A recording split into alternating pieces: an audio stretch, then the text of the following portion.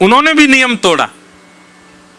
और मैं एक बात कथा में कहा करता हूं, नियम बनाए ही इसीलिए जाते हैं कि किसी के प्रेम में यदि सामर्थ्य हो तो वो तोड़वा के दिखाए। नियम बनता ही इसीलिए। कोई कहता है हम तो इतने नियम में रहते हैं, हम तो इतने आचार विचार में रहते हैं, हम तो ऐसे ही रहते हैं, हम नहीं कर। आपके प्रेम में सामर्थ्य होगी ना, वो अपनी स्थिति से बाहर आएगा। पूरे विश्व को मुक्त करने वाले ठाकुर जी इतने बंधन में रहते हैं। दुनिया के लोग 8 बजे उठ जाएंगे, दुनिया के लोग 6-7 बजे उठ जाएंगे, पर ठाकुर जी का 4 बजे का समय तो बेचारे 4 बजे ही उठते हैं। रात में 9:30 बजे शयन आरती होनी तो शयन आरती हो ही जाएगी। कभी कभी मेरे मन में भाव आता है कि हमारा भाई चलो 12 बजे राजभोग करना चाहिए, 12 बजे रोटी खानी चाहिए। कभी कभी मन नहीं होता तो हम कहते हैं अभी थोड़ी देर बाद खाएंगे। पर ठाकुर जी का कभी मन नहीं होता होगा, फिर भी जबरदस्ती खिला दिए जाते हैं। 12 बज गए, भोग लगाओ। तो चाहे ठाकुर जी कहते हो अभी मन ना है, रो मेरो आज तेने नाश्ता ज्यादा करा दियो, लेकिन फिर भी वो तो नियम में उनको खाना पड़ेगा।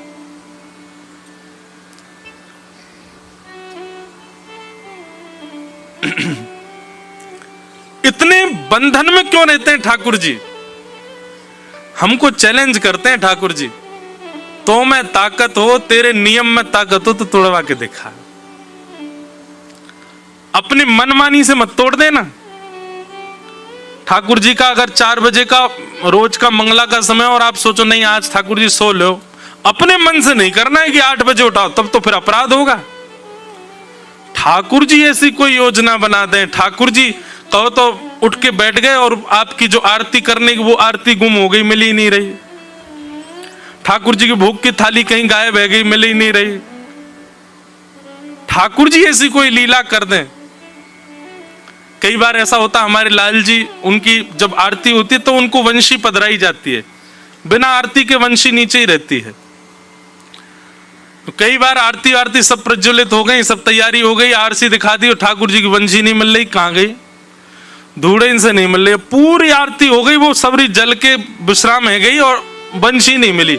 और जैसी विश्राम भई ना, इतने में देखी बगल गद्दा उठा वहीं पड़ी। तो मान ठाकुर जी कह रहे मुझे ना करानी है भाई आरती, ने एक देर रुक जा।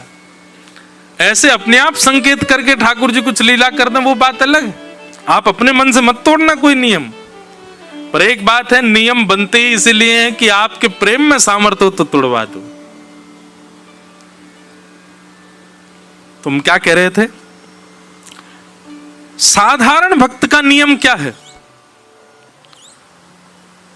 आचार्यामेव हरे अर्चामेव हरे पूजाम यश्रद्धये हते न तद्भक्तेषु चान्येषु सभक्त प्राकृत स्मृत।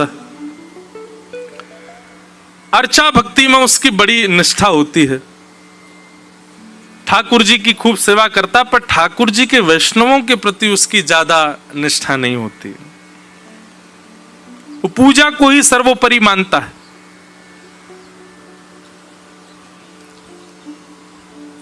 नारद जी महाराज गए प्रहलाद जी के पास और श्री प्रहलाद जी महाराज उस समय अपने ठाकुर जी की सेवा कर रहे थे। तो नारद जी गुरु जी हैं। किसी ने जाकर के प्रहलाद जी से कहा, प्रहलाद जी नारद जी आए हैं, गुरु जी आए हैं। और उस समय प्रहलाद जी सेवा कर रहे थे ठाकुर जी की। तो प्रहलाद जी ने केवल इतना कह दिया, नारद जी से कहो थोड़ी देर बैठे, आ रहा हूं। अब प्रहलाद जी ने अपमान के रूप में नहीं कहा था कि उनका अपमान हो। लोगों ने जाके कहा कि आप थोड़ी देर विराजो, प्रहलाद जी अभी आ रहे हैं। नारद जी बोले कोई नहीं, हम तो फिर आ जाएंगे, चले गए। अब नारद जी भी इस भाव से नहीं गए कि मेरा अपमान हुआ है, और प्रहलाद जी ने भी इस भाव में नहीं कहा कि उनका अपमान हो। लेकिन फिर भी प्रहलाद जी को भगवत अपराध लग गया, केवल इतना कहने मात्र से कि आप प्रतीक्षा करो, ठाकुर जी को प्रतीक्षा करवा लो, लेकिन भगवत भक्त को प्रतीक्षा मत करवाओ। हम एक बात आज तक समझे नहीं कि ठाकुर जी के भजन, ठाकुर जी की भक्ति, ठाकुर जी की सेवा से अतिरिक्त वैष्णव भक्त को एक वैष्णव की सेवा में निपुण होना चाहिए। कई लोग कहते हैं महाराज जी हमसे श्रृंगार नहीं आता, हमसे ठाकुर जी की पोशाक बनानी नहीं आती, ठाकुर जी को आदि आदि श्रृंगार सेवा हमसे होती नहीं। हम क्या करें? तो भाई तुम वैष्णवों की सेवा करो, वैष्णवों को भजो।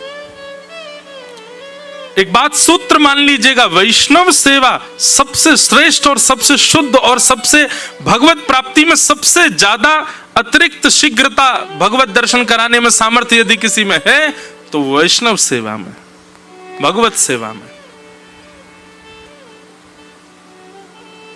ठाकुर जी की सेवा करते करते हो सकता है पूरा जीवन निकल जाए, ठाकुर जी ना मिले, लेकिन वैष्णव सेवा आपने कुछ वर्ष भी कर ली ना तो भी ठाकुर जी का अनुभव होने लग जाएगा।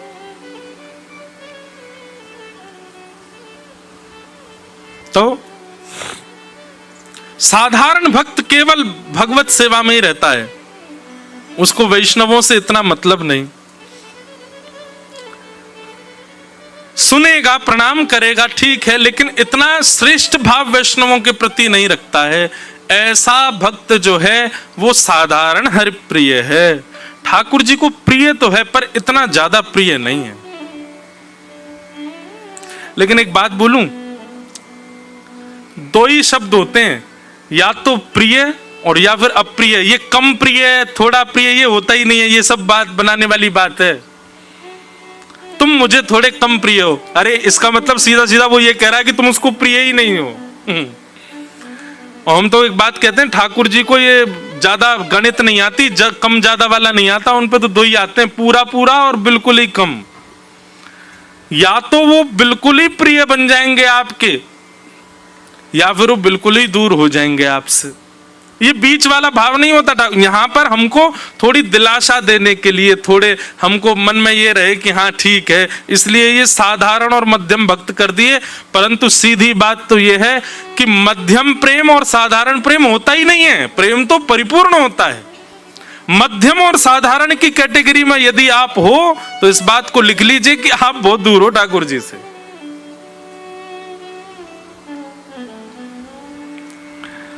इस प्रकार के तीन भक्तों के भाव बताए गए, उत्तम, मध्यम और साधारण। तब हरि योगेश्वर ने उत्तम भागवतों के और भी लक्षण बताए, मतलब जो हरिप्रिय हैं उनके और लक्षण बताते हुए क्या कहते हैं? उत्तम भागवत का एक लक्षण तो हमने पहले सुन लिया था, अब दूसरा लक्षण क्या है? न काम कर्म बीजानां यस्य चेतसि संभव वासुदेवैकनिलयः स वै भागवतोत्तमः। उत्तम भागवत का दूसरा लक्षण क्या? बहुत ध्यान से सुनो। न काम कर्म बीजानां यस्य चेतसि संभव, उसके चित्त में और कोई कामना ही नहीं होती। ठाकुर जी की सेवा, ठाकुर जी की चर्चा, ठाकुर जी का भाव, इसके अतिरिक्त और कोई कामना है ही नहीं उसके चित्त में। ये उत्तम भागवत का लक्षण है। हम लोग कैसे हैं? सेवा भी करनी है, ये भी करना है, वो भी करना है, उसको भी रिझाना है, इसको भी रिझाना है, इसको मना के चलना है, ये भी करना है। ये हम सब में रहते हैं, हमने सब जगह अपने पाम डाल रखे हैं। पर वैष्णव का क्या है? वो केवल ठाकुर जी के भाव में ही रहता है, उसके अलावा तो वो केवल नाटक करता है। आप लोग भी तो ये कह सकते हैं तो महाराज जी हम क्या करें, संसार भी तो देखना है, बच्चे, परिवार, सब इनका भी तो पालन करना है। तो हम एक बात बहुत स्पष्ट रूप से कहते हैं कि व्यक्ति को नाटक करना बहुत अच्छा आता है, हम सबको नाटक करना बहुत ही बढ़िया आता है। पर हम लोग उल्टा करते हैं, संसार में वास्तविकता रखते हैं, ठाकुर जी के आगे नाटक करते हैं। इसका विपरीत करो, संसार के आगे तो नाटक करो और ठाकुर जी के आगे वास्तविकता रखो। जैसे हमारे परिवार में और हमारे जानकारी में कई लोग ऐसे होते हैं, उनसे हमारा प्रेम नहीं होता, लेकिन फिर भी हम व्यवहार की वजह से वो बुलाते हैं तो हम जाते हैं। क्या करते हैं वहां पे जाके? नाटक ही तो करते हैं। जैसे ही घर में प्रवेश करेंगे वो कह आइए आइए आपको, अरे अरे वाह वाह वाह, अरे कितने अच्छे लग रहे हैं, क्या पहने तुमने, कितने बढ़िया, तुम्हारे बच्चे कितने बढ़िया हैं। जबकि मन में कभी आपका उनके प्रति प्रेम था ही नहीं, लेकिन फिर भी आप वहां जाकर के वो व्यवहार नाटक करते हो।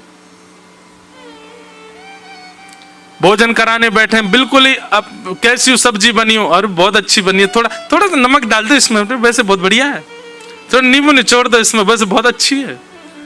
आप नाटक कितना बढ़िया करते हो वहां जाके। ऐसा नाटक संसार में करो। संसार में सबके प्रति आपका नाट्य होना चाहिए, और ठाकुर जी के सामने वास्तविकता, वो वास्तविक प्रेम। बस्ती छोड़ एकांत बिठावे, बातन सो घबराही, ऐसो दुख दी जो ही माही, ऐसो दुख दी जो ही माही। बिन पद कंज छटा दृग देखे, को सुहावे नाही, भोरी ऐसे दुख बिन प्यारे, जीवन व्यर्थ गवाही, ऐसो दुख दी जो ही माही, ऐसो दुख दी जो ही माही। बस्ती छोड़ एकांत बिठावे, बातन सो घबराइन। अरे महाराज, आपको बीच में बैठा करके संसारी चर्चा होने लग जाए, संसार के आचार विचार व्यवहार की चर्चा हो, आपको उस समय घबराहट होने लगे, आप कहो भैया ठंडा पानी पिलाओ, मुझे बड़ी घबराहट हो रही है, संसार की चर्चा हो रही है। ऐसी स्थिति हो जाए, बिन पद कंज छटाद्रग देखे, को सुहावे नाई। जब तक युगल सरकार श्यामा श्याम के ललित त्रिभंगी स्वरूप को ना देख लें, उनकी मधुर लीला को ना सुन लें, तब तक कोई सुंदर ना लगे, कोई सुहावना ना लगे, कोई अच्छा ना लगे। भोरी ऐसे दुख बिन प्यारी, जीवन व्यर्थ गवाही, ऐसो दुख दी जो ही माही। वैष्णव का स्वरूप है।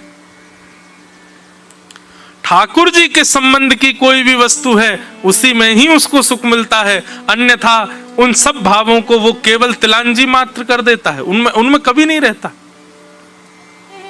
न काम कर्म बीजा नाम। संसार की कोई काम हो,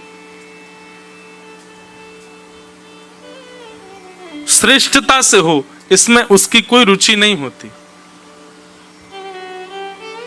एक बात बोलूं बंधुओं, थोड़ी अटपटी है पर वास्तविक है। आप संसार का कोई काम करते हो और वो काम आपसे बहुत अच्छे से हो जाता है, तो इसका मतलब क्या है?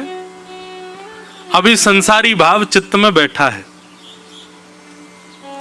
लेकिन आप संसार का कोई काम करते हो, वो काम आपसे बन ही नहीं पाता है, संसारी काम, मायावी काम, वो आपसे हो ही नहीं पा रहा है। आप कितना भी प्रयास कर लो, आप उसमें निपुण कर ही नहीं पा रहे हो, तो निश्चित है कि आप उस कार्य के लिए बने नहीं, आपको ठाकुर जी ने स्वीकार कर रखा है। उल्टी बात है, लेकिन ये वास्तविक है। एक व्यक्ति मुझे मिला, बोले महाराज जी मैं 5 अटेम्प्ट दे चुका सीए के, बार बार फेल हो जाता हूं।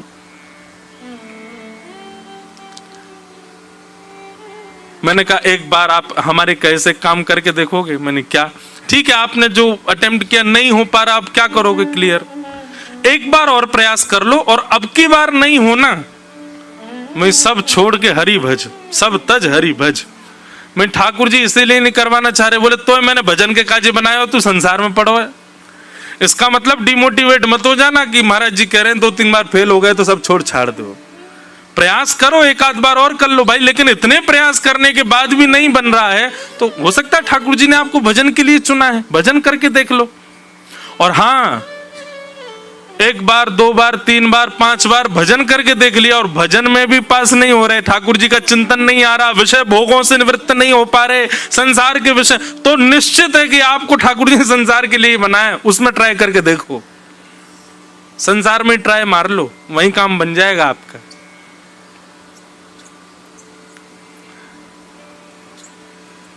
न काम कर्म बीजा नाम। उत्तम भागवत से, उत्तम भागवत के चित्त में कुछ करवा लो, वो कर तो देगा, लेकिन उसके चित्त में कुछ सांसारिक कामना नहीं होगी करने की। यस्य चेतस्य संभव, क्यों? क्योंकि वासुदेवैक निलय, वो अपने देह को हरि का निलय मानता। निलय कहते हैं घर को। वो अपने देह को ही ठाकुर जी का भवन समझता है, अपने देह को ही ठाकुर जी की कुटिया बना लेता है। ये ठाकुर जी का घर है, इसमें ठाकुर जी भीतर बैठे हैं, इस भाव से वो अपने देह को रखता है। उसको स्वच्छ रखना, पवित्र रखना, उसमें गलत चर्चाएं ना प्रवेश करने देना, गलत लोगों का संग ना होने देना, बिल्कुल शुद्ध पवित्र आचरण करना, वो करना जिससे ठाकुर जी प्रसन्न हो। क्यों? क्योंकि वासुदेवैक निलय, मेरा शरीर ठाकुर जी का घर है, इसमें ठाकुर जी बैठे हैं, मुझे वही करना है, वही स्वीकार करना है, उसी भाव में रहना है जिससे ठाकुर जी प्रसन्न हो। सवै भागवतोत्तम, ये उत्तम भागवत का दूसरा लक्षण है। लक्षण गिनते जाइए। प्रथम लक्षण क्या था? सब में भगवत गुण का दर्शन करे। दूसरा, अपने देह को ठाकुर जी का घर समझे। नेत्र खोलने पर दिखे कि ये भाव देखने योग्य नहीं है तो उसका दर्शन ना करे। कानों में कोई ऐसी वार्ता जा रही है जिससे ठाकुर जी विमुख हो रहे हैं तो उन वार्ताओं को स्वीकार ना करे, भले ही वो सुननी पड़े लेकिन उसको चित्त में ना उतारे। अपने देह को निलय मान करके ठाकुर जी का रहना प्रारंभ कर दे। ये उत्तम भागवत का लक्षण है। उत्तम भागवत का तीसरा लक्षण क्या है? उत्तम भागवत मतलब हरिप्रिय का।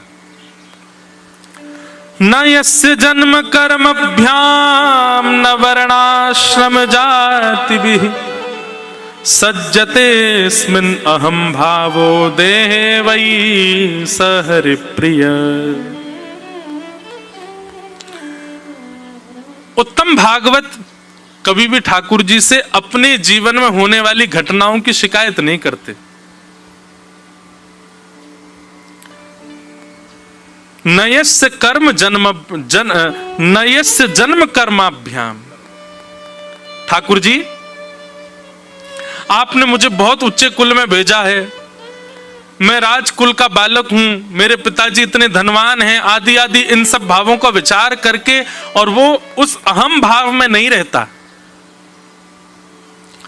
श्रेष्ठ कुल है, धनवान कुल है, इन सब से उस पर कोई फर्क नहीं पड़ता। या निर्धन कुल है, निर्धन परिवार है, इन सब से भी उसकी भक्ति पर कोई असर नहीं पड़ता। उसका जन्म कैसे कुल में हुआ, धनवान है कि निर्धन है कि मध्यम है, विदेश में है कि देश में है, वो जैसा भी है उसको स्वीकार करते हुए भगवत भजन करता है। जो भी दिया है ठाकुर जी ने दिया है, ठाकुर जी ने प्रसन्न होकर के दिया है, उसको प्रसन्न भाव से स्वीकार करके शिकायत नहीं करता ठाकुर जी से। हमारी शिकायत ही खत्म नहीं होती। अभी विदेश गए तो वहां अधिकतर लोगों की शिकायत, सब कहें महाराज जी यहां हम रह के भजन कैसे करें, ये ऑस्ट्रेलिया में रहते हैं महाराज जी, यहाँ पे ऐसा ऐसा खान पान होता है, ऐसा आचार विचार होता है, हम कैसे भजन करें। मेरे पास 10-15 जब ऐसे एक ही प्रश्न आए ना, यहाँ भजन कैसे बनेगा यहाँ, तो मैंने गुस्सा में आके सबसे कहती, मैं तो फिर काय को आए यहाँ पे, जब ये इतनी बड़ी बाधा, ये देश ही बनना है, यहाँ का आचार विचार व्यवहार ही जब इतनी बड़ी बाधा बनना है तो फिर काय को आए यहाँ पे। हमने कह दिया भाई, थोड़ा क्रोध में कहा, मैंने जितना परिश्रम इस देश में आने के लिए किया उसका 1% भी यदि वृंदावन आने के लिए किया होता ना, ठाकुर जी प्रसन्न हो गए होते। बंधुओं, हम लोग भगवत प्रयास कुछ नहीं करते। संसार के लिए हमारा प्रयास देखो, लोगों को विदेश जाना होता है तो उसके लिए फंड इकट्ठा करना, वीजा अप्लाई करना, पेपर्स बनाना, दिन रात लग जाते हैं महाराज, कैसे भी करके मैं पहुंच जाऊं।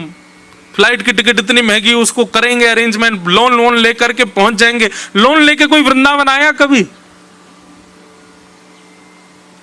कोई बैंक में गया हो, मैनेजर से कहे मुझे लोन चाहिए, क्या करना है सर आपके लिए, कहाँ कौन सी बिल्डिंग में आपको फ्लैट खरीदना है, कहां पर आपको जमीन खरीदना, बताइए आपके लिए क्या, हमको वृंदावन जाना, उसके लिए लोन दिलाओ। कोई लोन लेके वृंदावन नहीं आया। कर्जा लेकर के दुनिया के भोग भोग ले, कर्जा लेकर के वृंदावन कौन आया? वृंदावन में ऐसे एक माता जी को मैं जानता हूं, कर्जा लेकर के हर साल कर्जा लेकर के ठाकुर जी का 56 भोग करती थी।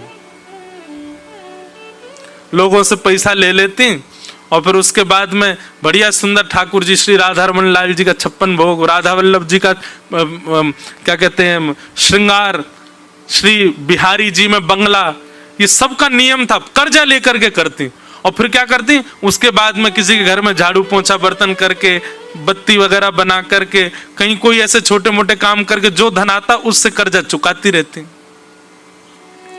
साल भर में कर्जा जब चुक जाता, तो जिन जिन का कर्जा चुकाती उनसे कहती मैं फिर मांगू तो दे देना, पर मैं वापस लौटा दूंगी।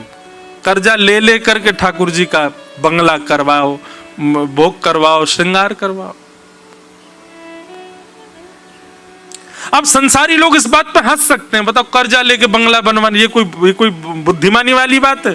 भाई वैष्णव ये कहते हैं कर्जा लेकर के विदेश जा रहे हो, ये कोई बुद्धिमानी वाली बात है? और लोन लेकर के करोड़ों का घर बनाए, कोई बुद्धिमानी वाली बात है? इससे बढ़िया तो 20-25 हजार रुपया, 50 हजार रुपया खर्च करके वृंदावन में कुटिया बना लेता। वो बुद्धिमानी है। वैष्णव की बुद्धि अलग है, संसार के लोगों की बुद्धि अलग है। संसार के लोग तो आप पे भी हंसेंगे, बताओ ये कोई बात 4 बजे उठ के नहा धो के भाग के कथा सुनने जा रहे हैं? इससे बढ़िया 8 बजे तक तान दुपट्टा। जब मैं बोलता हूं किसी को हमारी कथा आ जाना, कहां पे महाराज ऋषि? ओहो हम तो जरूर आएंगे। मैंने पर कथा का समय सुबह 5 बजे से हैं, 5 बजे से महाराज जी हम तो सोते ही 3 बजे हैं। एक व्यक्ति हैं, मेरे मित्र हैं, तो वो कहते हैं मुझसे मैंने आपकी सारी अकिंचन कथा सुनी है। तब अकिंचन कथा होती थी 3:45 बजे। तो मैंने कहा आपने कथा अकिंचन सुनी, आप इतनी जल्दी उठ करके सुनते तो मुझे बड़ा अच्छा लगा भाई सुन के, इधर आओ हृदय से लग जाओ, तुम सुबह उठ करके कथा सुन। वो नहीं उठ के नहीं सुनता था, वो मेरे सोने का समय होता था। मैं 3:45-4 बजे तो सोता था, तो उसी समय आप लाइव आते थे तो मैं सुन लेता था, थोड़ी देर सुन के फिर सो। मैंने कहा वाह भाई ये तो तूने उल्टी बात करी। संसार के लोग तो आपकी इस बात पे भी हंस सकते हैं कि आप सुबह 5 बजे इतनी दूर काहे को जा रहे हो भाई कथा सुनने, इससे बड़े घर बैठे सुन लो। कई लोग बेचारे अभी भी लाइव देख रहे हैं, उनके घर वाले आने नहीं दे रहे या उनके किसी काम से, बोले इससे बढ़िया यहीं सुन लो, वहां जाके क्या करना। कोई कह रहा है ऋषिकेश में फ्लड आ रहा है, कोई कह रहा है कावड़ यात्रियों की भीड़ लगी है, कोई कह रहा है जे कुछ हो रहा है यहाँ पे। अरे भय गए भैया हम तो देखो, ओहो लैंडस्लाइड हो गया, ऊपर से पत्थर मेरे ऊपर ही गिरा। ये बहाने जो है ना, ये वैष्णव नहीं बनाते। बहाने वैष्णव कब बनाते हैं? हमारे बेटे का जन्मदिन है आप जरूर आना। ओहो मैं तो नहीं आ पाऊंगा। क्यों? जबरदस्ती झूठ बोल देगा। क्यों? बोले वो घर में बहुत जरूरी काम है और ऐसे ऐसे करना है, फोन आ जाएगा आप हमारे बेटे के ब्याह में आना। अरे मैं नहीं आ पाऊंगा। क्यों? कल गिर गया, पैर टूट गया, प्लास्टर चढ़ा है मेरे, तो जबकि प्लास्टर है नहीं फिर भी झूठ बोल देगा। वो संसारी कामना, संसारी भावों में जो है झूठ बोलता है, संसारी भावों में बहाने बनाता है, भगवत भाव के लिए बहाने नहीं बनाता वैष्णव।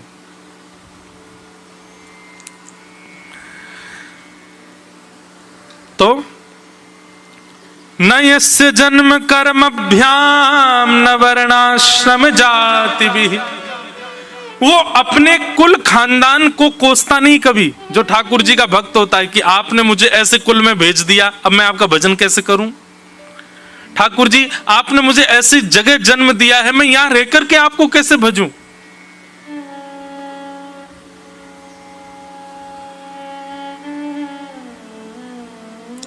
ठाकुर जी आपने मुझे छोटी जाति में भेजा है, मैं आपको कैसे भेजूं? ये जाति भेद, जन्म भेद और ये सारे जो बहाने हैं ना, ये वैष्णव नहीं लगाता है।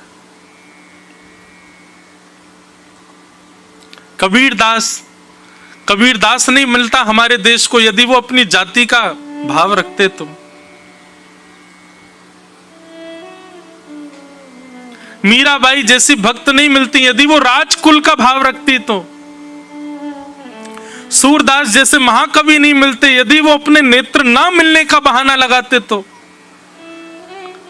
नरसिंह मेहता जैसे भक्त नहीं मिलते यदि वो अपनी जीवन की धन की तंजियों को ठाकुर जी के सामने बहाना बनाते तो। बल्कि बंधुओं, आप यदि गहराई में जाकर के देखो तो जिनको ये बहाना बना सकते उन्हीं को इन्होंने माध्यम बनाया भगवत प्राप्ति में। बहुत अच्छा सूत्र है। वैष्णव जिसको बहाना बनाता है ठाकुर जी की प्राप्ति में कि इस बहाने से मैं भगवान के पास नहीं जा पा रहा, उसी बहाने को यदि माध्यम बना ले तो ठाकुर जी उसको मिल जाएंगे। बहुत सुंदर भाव। न यस्य जन्म कर्मभ्याम न वर्णाश्रम जातिभिः सज्जतेस्मिन् अहम भावो देहे वै स हरिप्रिय।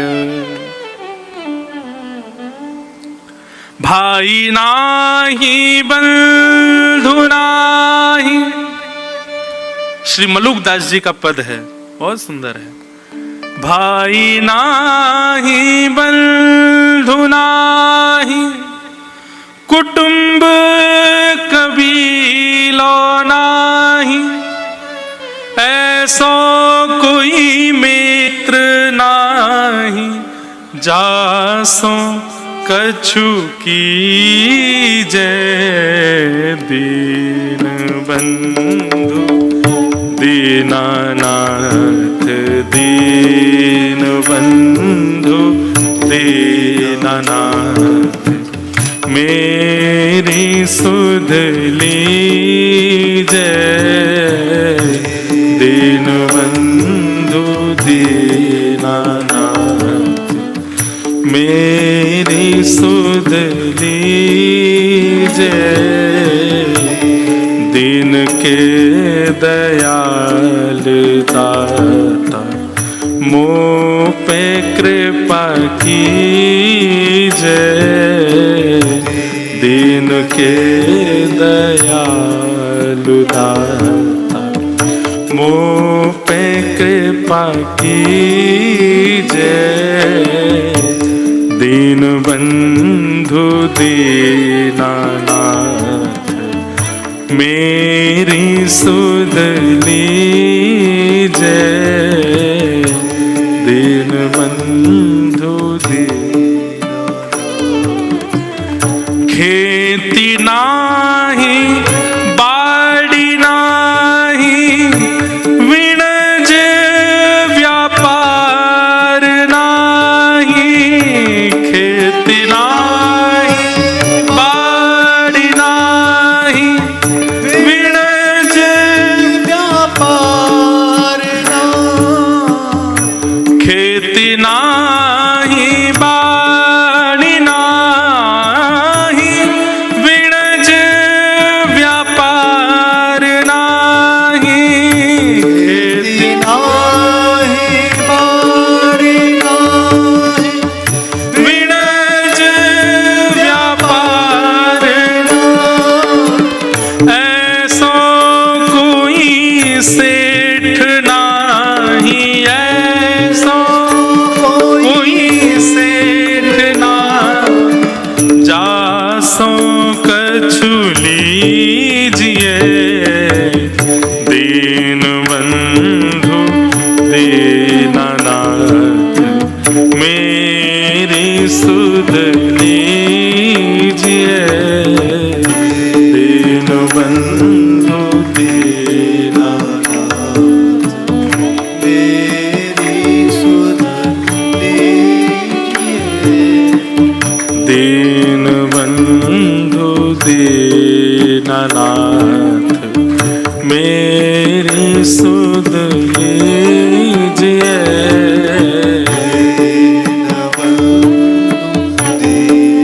इस पद की अंतिम पंक्ति बहुत सुंदर है। श्री मलुकदास जी महाराज कहते हैं, कहता मलुकदास छोड़ दे वीरानी आश। कहता मलुकदास छोड़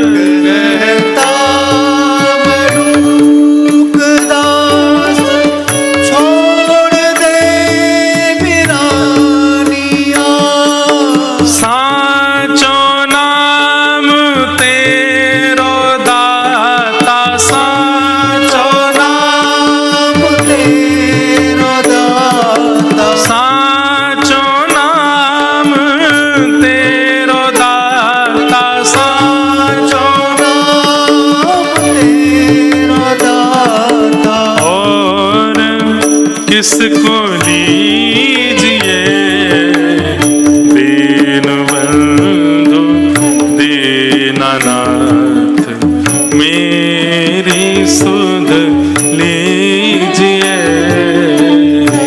दीनबंधु दीनानाथ, मेरी सुध लीजिए। दीन के दयाल दाता, मुझ पे कृपा कीजिए दीन के दयाल दाता, मुझ पे कृपा कीजिए। दीन बंधु दीनानाथ, मेरी सुध लीजिए दीनबंधु दीनानाथ, दीनबंधु दीनानाथ, दीनबंधु दीनानाथ। तो हरिप्रिय जो है वो अपने जीवन में घटने वाली घटना या अपने जन्म और अपने जाति के कभी बहाने नहीं लगाता ठाकुर जी से कि भगवत भक्ति मुझसे इसलिए नहीं बन पा रही, बल्कि वो बहाने ढूंढता है कि मैं भजन कैसे करूं। जैसे एक व्यसनी व्यक्ति कैसा होता है, मैं कभी कथा में बताया करता हूं, व्यसनी व्यक्ति कैसा होता है। आज मेरे यार की शादी है, आज मेरे यार की शादी हुई है, आज तो मैं पीऊंगा, आज पी ली। और कल क्यों पी रहा है? बोल आज मेरी पत्नी मुझे छोड़ के चली गई, आज मैं बहुत दुखी हूं, आज तो पीऊंगा। कल सुखी था इसलिए पी रहा था, आज दुखी है इसलिए पी रहा है। ओहो, जिस काम के लिए 10 साल से प्रतीक्षा कर रहा था, आज मेरा काम होगा, आज तो मैं पीऊंगा। जिस काम के लिए 10 साल से लग रहा था, आज वो हमेशा के लिए खत्म हो गया, दुख में, आज तो मैं पीऊंगा। वो हर चीज में बहाने क्या ढूंढता है? पीऊंगा। आज तो मेरे मित्र आए, आज तो हम रात में ऊपर छत पे पिएंगे। आज मेरे साथ कोई नहीं है, मैं अकेला हूं, क्या करूं, मन नहीं लग रहा, आज तो पीऊंगा। भगवत भक्त ऐसा ही हो। आज मेरे बुआ के बेटे की शादी, आज तो कीर्तन करेंगे। आज मैं पास हो गया भाई, कितने परसेंट? 89%, 95% आए हैं, पार्टी कुछ नहीं, आओ चलो ऋषिकेश में चलेंगे, गंगा किनारे कीर्तन करेंगे, महाराज जी की अकिंचन चल रही है, वो सुन के आएंगे। 10 साल से जिसके लिए लगा हुआ था, काम हो जाए हो जाए हो जाए, नहीं हुआ। आज मेरा केस जो था वो उसमें मैं हार गया, जो भी कुछ, आज क्या करेंगे? आज तो घर में उत्सव रखेंगे। ऐसा वैष्णव भक्त क्यों नहीं होता है? व्यसनी हमसे आगे क्यों चला जाता, हम क्यों पीछे पड़े रह जाते हैं? ये रेस चल रही है, दौड़ भाग चल रही है, वो व्यसन करने में होड़ लगाता है, व्यसन करने में कोई चूक नहीं छोड़ता, हम भजन करने में क्यों छोड़ देते हैं चूक? सुख की घड़ी हो, दुख की घड़ी हो, सब में व्यसनी व्यसन करता है। हम केवल सुख की घड़ी ही क्यों खोज के रखते हैं? अनुकूलता हो तो ही कथा क्यों सुनेंगे? अनुकूलता हो तो ही वृंदावन क्यों जाएंगे? अनुकूलता हो तो ही हम लोग क्यों भजन करेंगे? प्रतिकूलता में जैसे व्यसनी व्यसन नहीं छोड़ता, हम भजन क्यों छोड़ देते? हम भगवत भाव क्यों छोड़ देते? अपनी हर स्थिति में कोई बहाना ना लगाए ठाकुर जी के भजन के लिए। मैंने कईयों से कल पूछा, अच्छा 4 दिन के लिए आए हो? कल जाएंगे हम तो, हमारी टिकट हो गई महाराज जी। वाह, खुद से ट्रेन छूट जाए, लेट लपीट उठो और ट्रेन छूट जाए तब कोई दोष नहीं, लेकिन कथा छोड़ के ट्रेन जरूर पकड़नी है हमको, वो काम जरूर करना हमको। अरे जीवन के कुछ ये बल्कि मैं तो ऐसा कहता हूं, सप्ताह कथा में 1-2 दिन के लिए आया करो, पर ये छोटे सेशन जो होते हैं ना, 3 दिन के 4 दिन के, इसमें तो पूरे आया करो। इसमें वो भाव प्रकट होते हैं जो भाव सब जगह प्रकट नहीं होते। इससे बाद में मिलोगे, कथा के बाद में, तो तुम्हें यही कहूंगा अच्छे से जाना। यहां बैठ के अधिकार है इसलिए कह सकता हूं, आगे से कभी भी पता चले ना कि ये छोटे सेशन की कथा है, 3 दिन का है, 4 दिन का है, 2 दिन का है, और या फिर बड़े सेशन की कथा 1 महीना की है, तो उसमें निश्चित ही कुछ विशेष होगा। उसका पूरा समय निकाल के आया करो। आपके रुकने या आपके जाने से कथा तो रुकेगी नहीं, कथा भाव तो चलेगा, पर हम आपको कह रहे हैं बहाने मत बनाओ, भगवत भाव में नहीं। अरे मौसी के घर गए, 2 दिन के लिए गए थे, तीसरे दिन क्यों नहीं आए लौट के? बच्चों ने रोक लिया, वहां रुक गए। घूमने गए थे बाहर, 5 दिन के लिए गए थे, 1 हफ्ता क्यों लगा? क्या 2 दिन में बच्चे रोने लगे, हमको रुक जाने दो। तो ऐसी जगहों पे आप जब बहाने बना के रुक सकते हो, भगवत कथा में क्यों आपका बहाना चल जाता है कि जाना है? एक बार फ्लाइट छोड़ के तो देखो ठाकुर जी के लिए, एक बार ट्रेन छोड़ के देखो ठाकुर जी के लिए। अरे कैसे कैसे वैष्णव आते हैं वृंदावन में, वो जबरदस्ती समय लगाते हैं मंदिरों में। क्यों? घर वाले करे जल्दी कर, ट्रेन निकल जाएगी हमारी। हाँ बस बस बस बस वो राजभोग आरती कर लें। ठाकुर जी कह रहा जल्दी लेट कर दो, ठाकुर जी ट्रेन निकल जाए, 1 दिन और रुकने को मिल जाए। समझो ऐसी भावना जिसकी है ना, जो केवल और केवल इसके बहाने ढूंढता है कि मैं कैसे और रुकूं, वो ठाकुर जी का स्वीकारी भक्त है, वो हरिप्रिय है।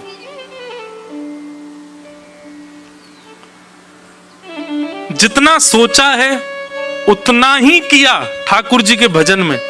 जितनी अवधि सोची, जितना समय सोचा, जितना धन सोचा, जितना जो भी आपने जितना सोचा उतना ही किया, उससे 1% भी ज्यादा नहीं किया, तो अभी हरिप्रिय नहीं बने आप। लेकिन जितना सोचा उसके अधिक कर आए हो। लाल जी ने उंगली पकड़ रखी है आपकी, इसलिए अधिक हो रहा है।